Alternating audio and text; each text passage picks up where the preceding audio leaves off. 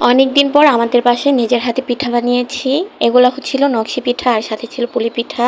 আর কে কী নামে চিনেন, আমাদের এখানে ফুল পিঠা বলা হয় আর অনেকে নকশি পিঠা বলে। তো এই যে এই পিঠাগুলো বানাতে অনেক সময় লেগেছে। এই গরমের মধ্যে কিন্তু রান্নাঘরে থেকে পিঠা বানানো খুবই কষ্টকর। হ্যালো এভরিওয়ান, আসসালামু আলাইকুম, welcome to my another new blog video.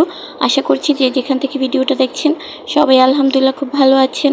ভিডিওটা ভালো লাগলে স্কিপ না করে সম্পূর্ণ ভিডিওটা দেখবেন। এটা ছিল ঈদের আগের করে রাখা ভিডিও। ঈদের আগে হচ্ছে আমরা পিঠা বানিয়েছিলাম, তখন প্রচুর গরম ছিল আর আমার বোনে এসেছিল বাসায়। তো ছোটো বোন আর আমি মিলে হচ্ছে পিঠা বানানোর জন্য নিয়েছি। এখানে হচ্ছে আম্মু আমাদেরকে পিঠার জন্য গোলা করে দিয়েছে। ফার্স্টেই হচ্ছে আগের দিন রাত্রে পুলি পিঠা বানিয়েছিলাম। এখানে হচ্ছে নারিকেলের সেই পুরটা তৈরি করা হচ্ছিল, যেটা হচ্ছে পিঠার ভিতরে দেওয়া হবে।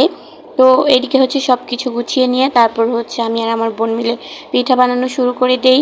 এখানে আমি রুটি বানিয়ে দিয়েছি আর আমার বোন বসে বসে পিঠা বানানোর একটা মেশিন আছে, ওইটা দিয়ে পিঠা বানিয়েছে। পিঠাগুলো খেতে খুবই মজা হয়েছিল। আর পুলি পিঠা কে কে খেয়েছেন আর কে কে বানাতে পারেন অবশ্যই কমেন্টের মাধ্যমে জানাবেন। আমরা কিন্তু পুলি পিঠা এইভাবেই বানাই আর সাথে কিছু নিম পাতা পিঠাও বানিয়েছিলাম। পুলি পিঠা হচ্ছে অনেকে ভেজে খায়, আবার অনেকে ভাপ দিয়ে খায়। আমরা দুইভাবেই খেয়ে দেখেছি, দুইভাবেই ভালো লাগে, এক একটার এক এক রকম টেস্ট। তো এখানে হচ্ছে পিঠাগুলো সবগুলো বানানোর পর আম্মু হচ্ছে পুলি পিঠাগুলো ভাপ দিচ্ছিল। আম্মু হচ্ছে পুলি পিঠা ভাপ দেওয়াটা পছন্দ করে, আব্বুও ভাপ দেওয়াটা পছন্দ করে। আমরা আবার বলছিলাম যে কয়েকটা পিঠা ভেজে খাবো, তো কয়েকটা পিঠা রেখে আর সবগুলো পিঠাই আমরা ভাত দিয়ে খেয়েছি। খুবই মজা লাগছিল আর অনেক ভালো লাগছিল। আর যে পরিমাণ গরম ছিল, এই গরমের মধ্যে পিঠা খেতে তো আরও গরম লাগছিল, প্রচণ্ড গরম, সাথে হচ্ছে গরম গরম পিঠা, এর মাঝে আবার রান্নাঘরে দাঁড়িয়ে থেকে পিঠা ভাজা। এটা যে কি পরিমাণ কষ্টকর সেটা যারা করেছে তারাই বোঝে। তো যাই হোক, এখানে হচ্ছে পিঠা খাওয়া দাওয়ার পরে আমরা হচ্ছে এখানে যে পিঠাগুলো রেখেছিলাম ভাজার জন্যে, ওই পিঠাগুলো ভেজে তারপর আবার খাই। এই পিঠাগুলো হচ্ছে অনেক মচমচে হয়েছিল আর এইভাবে পিঠা ভেজে খেতেও কিন্তু ভালো লাগে। তো তারপরের দিন আবার হচ্ছে আমরা ফুল পিঠা বানিয়েছিলাম, যেটাকে অনেকে বলে নকশি পিঠা।